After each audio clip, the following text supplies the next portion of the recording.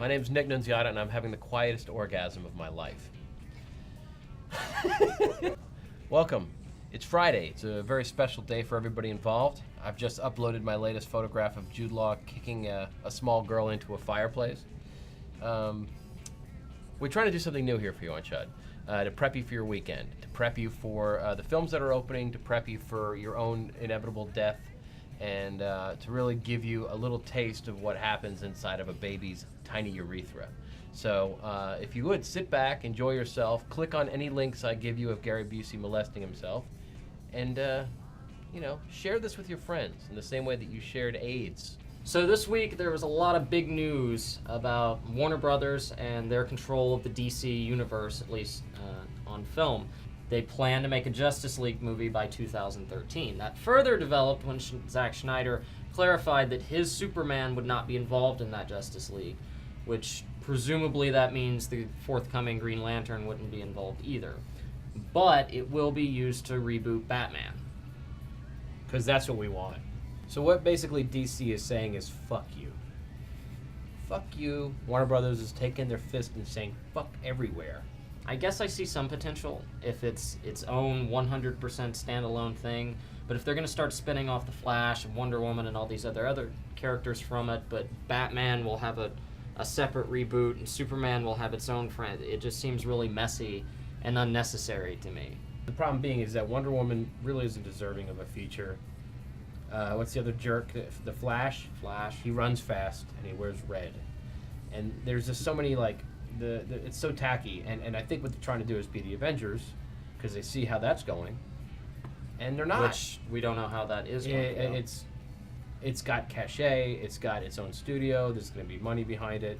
And I don't even think, there's a lot of people that are really nervous about Thor. They're not worried about Captain America, but they are seriously worried about Thor. As they should be. And, damn. Yeah, well, at the same time, I don't know.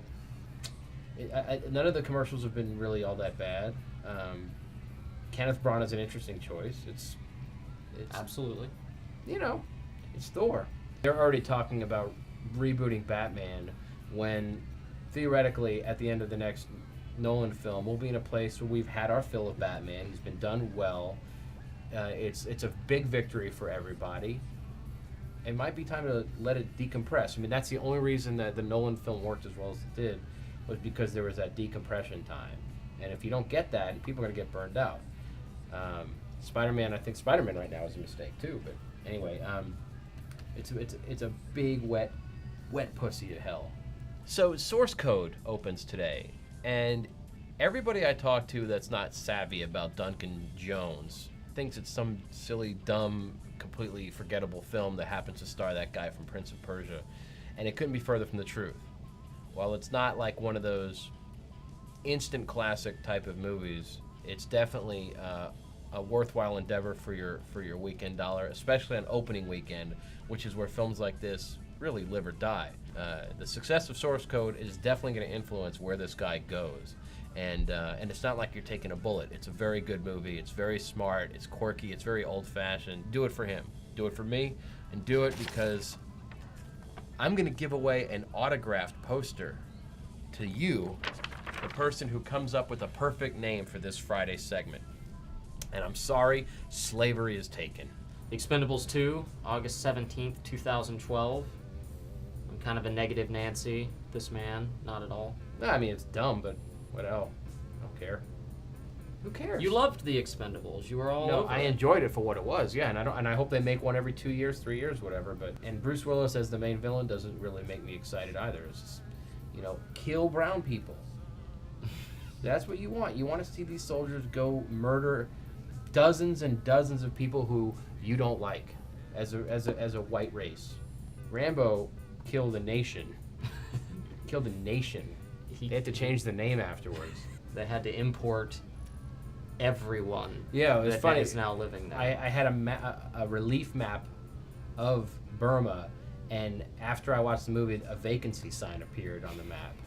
In addition to my humanitarian works here in Atlanta, I traveled to Albuquerque, New Mexico this past week to visit the set of Breaking Bad, which is underway with season 4's filming.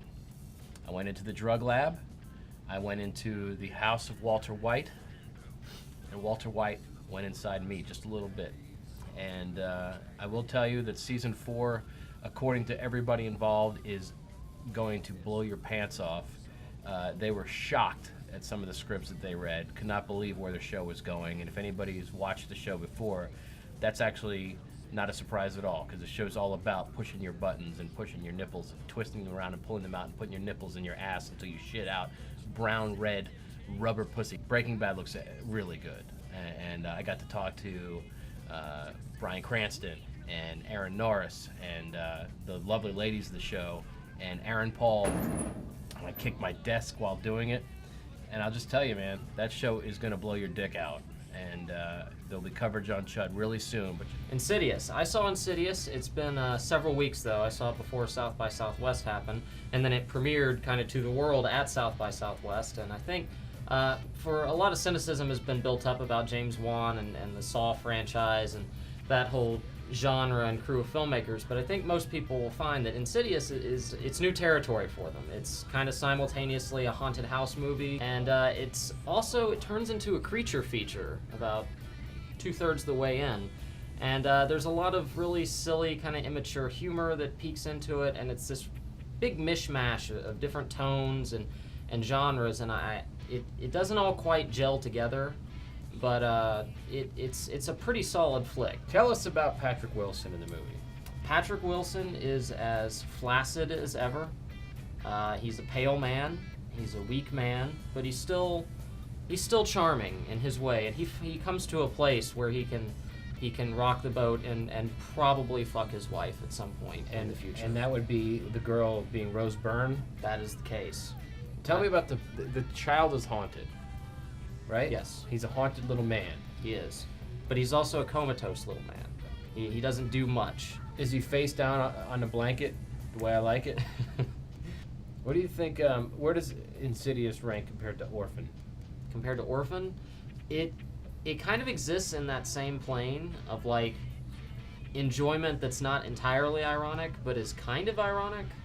And it's sort of self-aware, but not. It's another one of those that the tone is so hard to peg that it kind of exists in that universe, but it doesn't top Orphan or its CCH Pounder Pounding. So that opens today. Yes, and I would give it a definitive yes out of maybe. My thoughts on this weekend: get all of your parts into a theater playing source code, watch it, enjoy it, move on with your life. Beyond that, Insidious is worth your time if you're a double feature kind of person, or you're really hungry for some horror. Then Insidious is not a bad choice to spend your time. Otherwise, just masturbate with your loved ones. I promised Shelley over at Allied that I would talk about a movie called Cat Run. And I don't know shit about it, so here I'm going to tell you what it says. It's about some guy who's dreamed of being a famous chef, and his best friend who only thinks about women. They decide to start a detective agency, and that shit goes awry. And they hook up with some whore, some shit, and some stuff happens to them, and hijinks and whatnot. Paz Vega is in it. You may have seen her vagina in Sex and Lucia. Tony Curran, who's a guy who you may have seen, and D.L. Hewley, who is basically known for being semi-pigmented. So, yeah. I do not recommend you see this movie. I don't know shit about it still, and I'm not recommending it. You should go see Source Code this weekend.